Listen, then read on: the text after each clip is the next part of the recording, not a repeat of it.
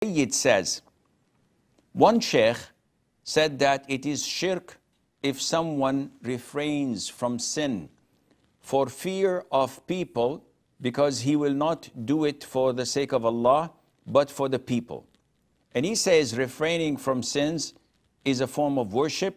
That's why it is shirk. So, Sheikh, is it shirk?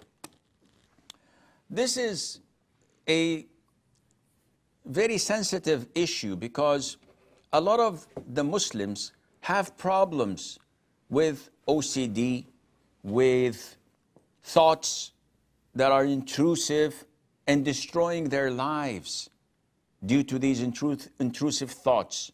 So it causes hardship, it causes them confusion and anxiety. And if you don't tackle this tactfully and smartly, you would fall into the traps of shaitan.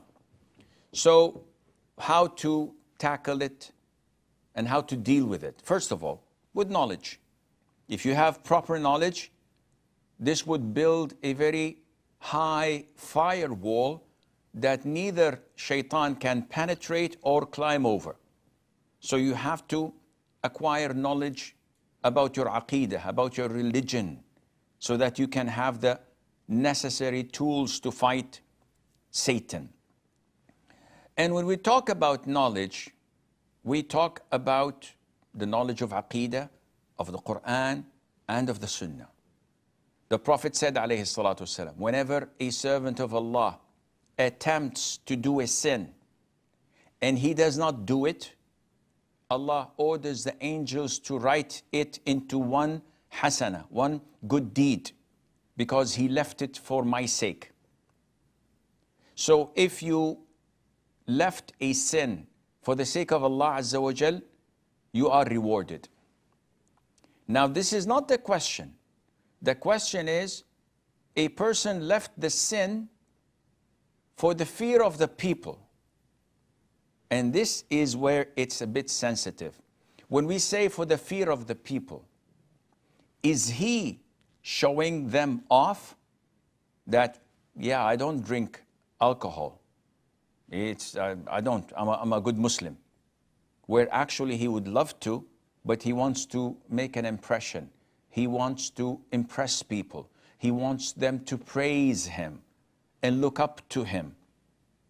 So if this is the case, this is different than someone who doesn't drink publicly, not because he's seeking people's praise, rather he is bashful, he's shy, he doesn't want his reputation to be tarnished, or maybe for a more noble cause, because he is considered to be righteous in their eyes or practicing Muslim in their eyes, so he fears that the reputation of Islam would be tarnished because of that, so he refrains.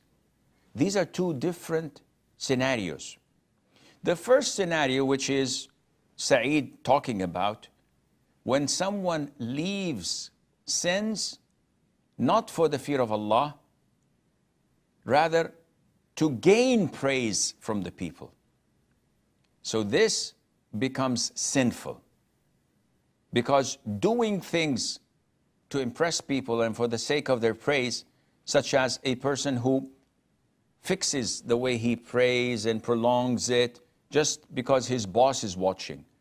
What is your intention, akhi? Nothing. It's time for the increment in the yearly bonus. So this is why I'm doing this. Oh, this is totally prohibited. This is showing off. This is riya. And he's sinful for that. It's a major sin. Why are you prolonging your prayer? Simply because I love to pray long and I love to please Allah, whether people are watching or not. This is not sinful, you're rewarded for that. So the intention is extremely important. In this first scenario, he is refraining from haram, from sin, simply to get credit and the praise of the people. And this usually is not done by any individual.